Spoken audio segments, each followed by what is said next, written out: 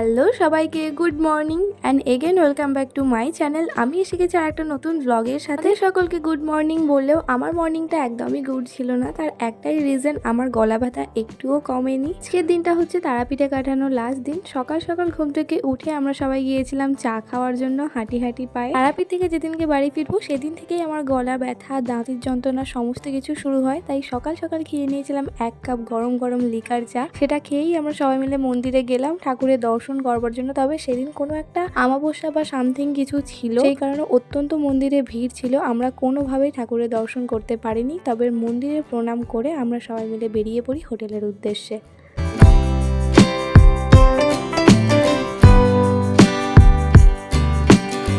ফিরেই প্রথম কাজ ছিল সমস্ত ব্যাগপত্র সুন্দরভাবে গুছিয়ে দুপুরে খাওয়া দাওয়াটা সেরে নেওয়া। তারপরে বেরিয়ে পড়লাম বাড়িতে যাওয়ার জন্য।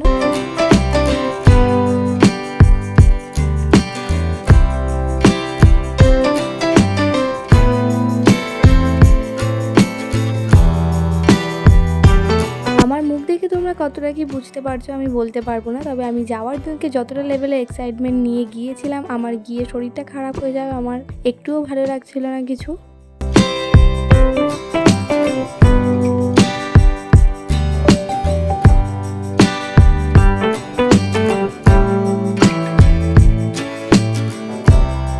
বাড়ি ফেরার পথে লাস্ট ডেস্টিনেশন ছিল সোনাঝুরির হাট, যেটা আমি লাইফে ফর দ্য ফার্স্ট টাইম দেখলাম। তোমরা বিশ্বাস করবে কি আমি বলতে পারবো না, তবে আমি প্রথমবারই গিয়েছিলাম সেই জায়গায়।